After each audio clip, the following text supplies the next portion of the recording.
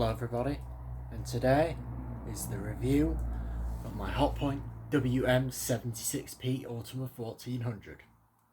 Hope you enjoy.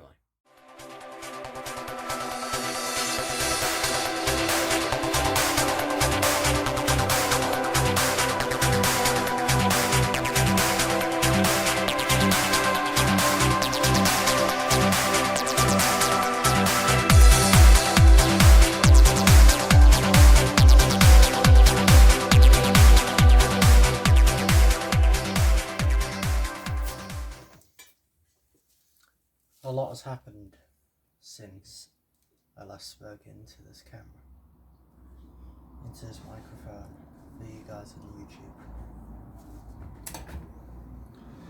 You may be wondering what the hell's going on, why I've posted those two videos of this beast. Well, here's a little practical explanation. I put the machine on a boil wash for the cleaning cycle. And Hotpoint being Hotpoint, it didn't heat. Well, not exactly Hotpoint being Hotpoint. I mean, come on, this thing's pretty much 20 years old. Didn't heat.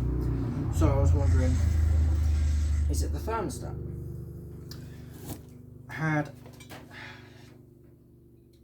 had three options. I could move. Actually, no, I had four options. I could leave it and wonder what to do. I could move it from the front board to the back board.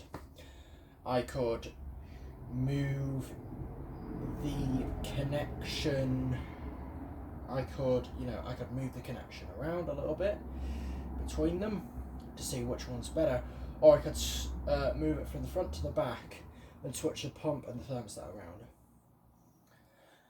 I went with option 4, and it is the worst mistake I've ever made. Let me show you what's happened. So I suppose you wonder what the hell happened. Let me show you. So, very practical system, simplified. Take this front spring off. So, basically, what happened was there are two connections. Very simplified, but very differed from each other. If we can find the second one.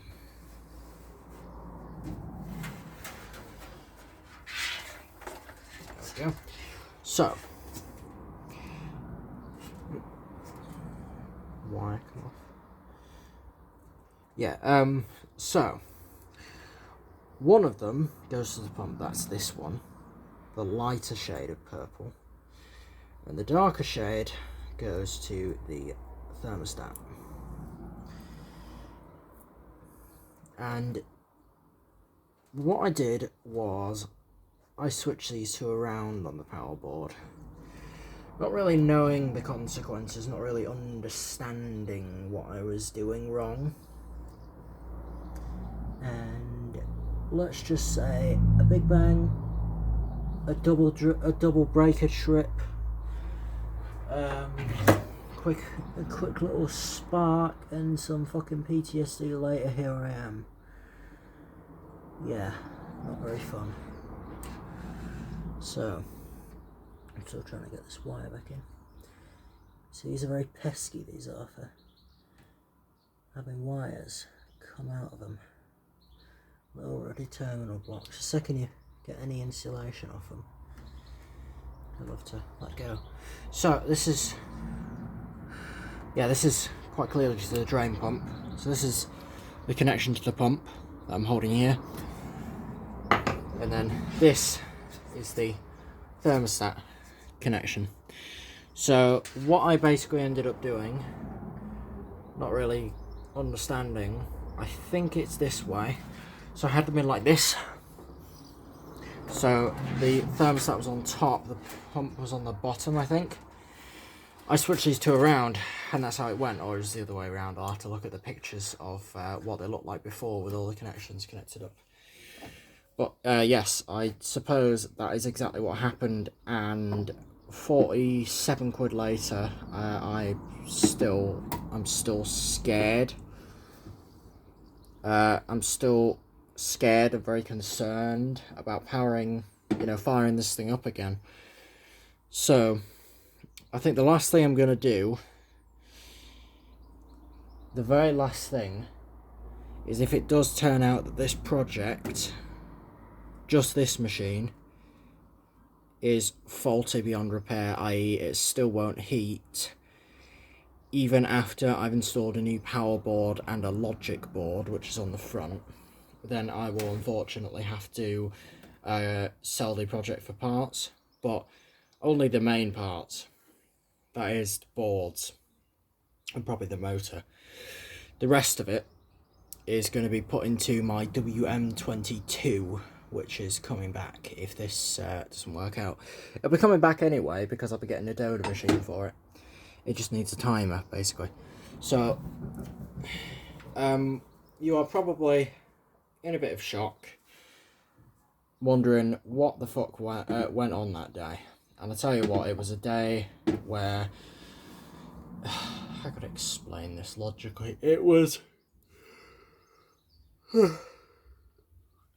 excuse me, it was a bit of a strange day. I got up that morning thinking the silicone has got to be dry by now.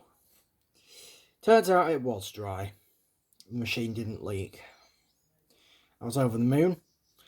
So I connected the machine up to water, ran it on its first official test wash, and that's when the issues began.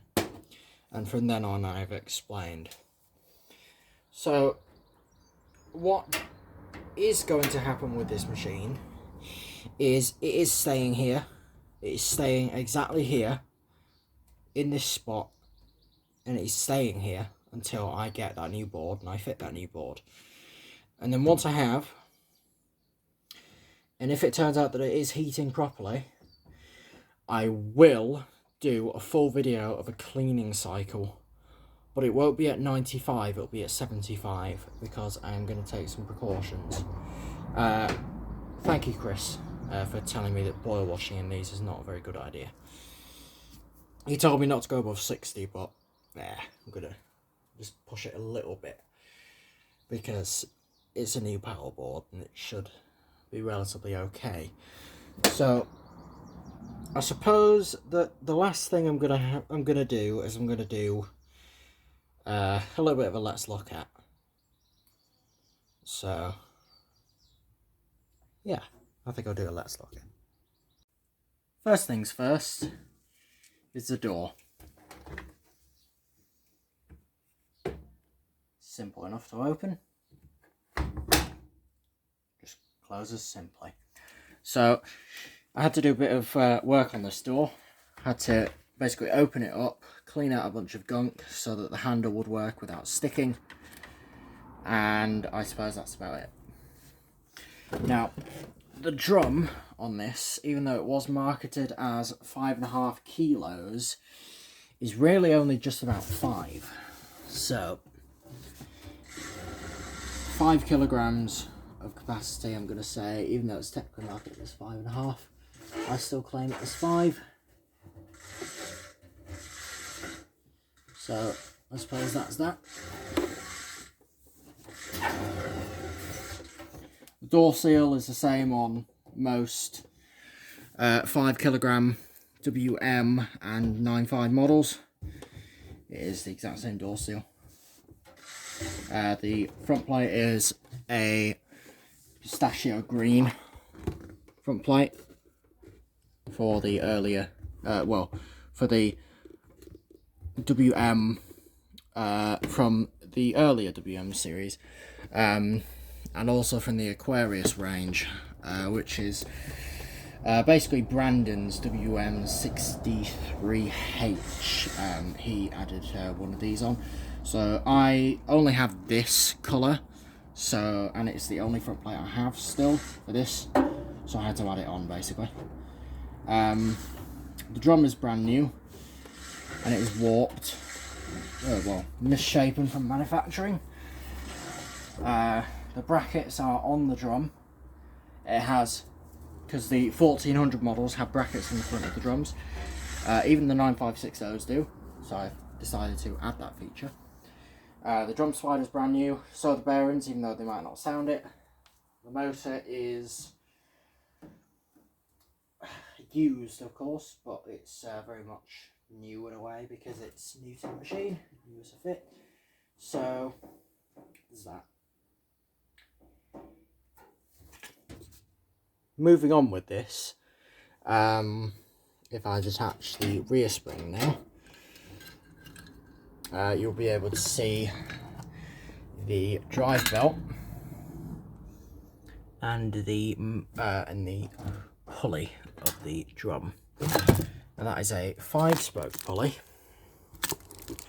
designed from the 1/8 all the way up to the very last of the WM series in in 2004, so very much through there. The dispenser is off of a WD model, I'm not sure which, just a WD. It's obviously from the later ranges, because it has a this isn't a WMA dispenser, this is technically a WN dispenser still. It was a very late one.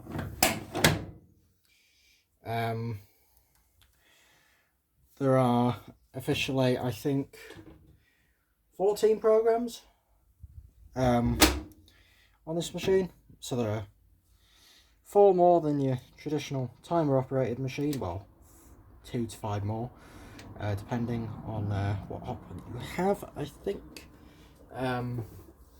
There is also, obviously, the difference with these being they can go to 1400 RPM. Most of the Aquarius range can only really go to 11 and 1200, but this being a top of line machine, it can do that for about 30 seconds. It can actually hold 1430 seconds, which is pretty decent, I would say. Main suppressor inlet valves are all the exact same that you'd find on, well, quite a lot of Hotpoint washers for the mains filter, but the inlet valves are basically just generic. You can find them on basically every single machine on the damn planet, unless it's got not these tag connection, it's got a terminal block connection, but these don't.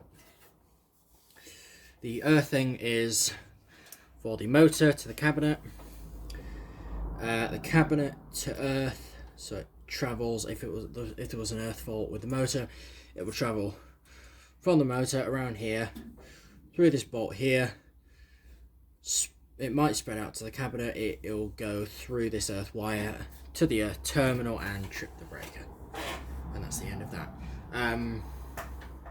The heater earthing terminal is just there, so the heater will earth on this panel, which is the metal panel behind the fascia, where the boards mount. And the boards aren't directly connected to the board, they are sort of suspended with about a 6mm gap between the board and the metal. The front panel is generic to all of the WM, well, sort of the, I think I'm going to say the Conceptor range, I think this is technically. It being very much less, well, no, it being a more popular version, it being more popular than the 9.5s, I'm going to guess, because the WM63, especially in polar white and natural linen, is probably one of the most popular models to show up. The same with the WD62, the WD61 and 62. The WD51 though shows up every now and then. You will most probably find an Ultima machine somewhere if you look hard enough, on eBay and Gumtree and all that. You'll probably find one of these. Not my model, but a model of the Ultima range. And basically, you may possibly even find a washer dryer if you from the Ultima range if you look hard enough. From either the range before mine on the Ultimas or my range, the range that this machine came from. So I suppose everything else is obviously exactly the same as any traditional WM machine. The concrete block is the exact same as what is used from the 1/8 up to the end of the WMs. The same can't be said for the outer tub, but I could pretty much call it that, yes. It is from the 5 kilogram machine. It's for, well, no, technically this outer tub is similar to what is used from the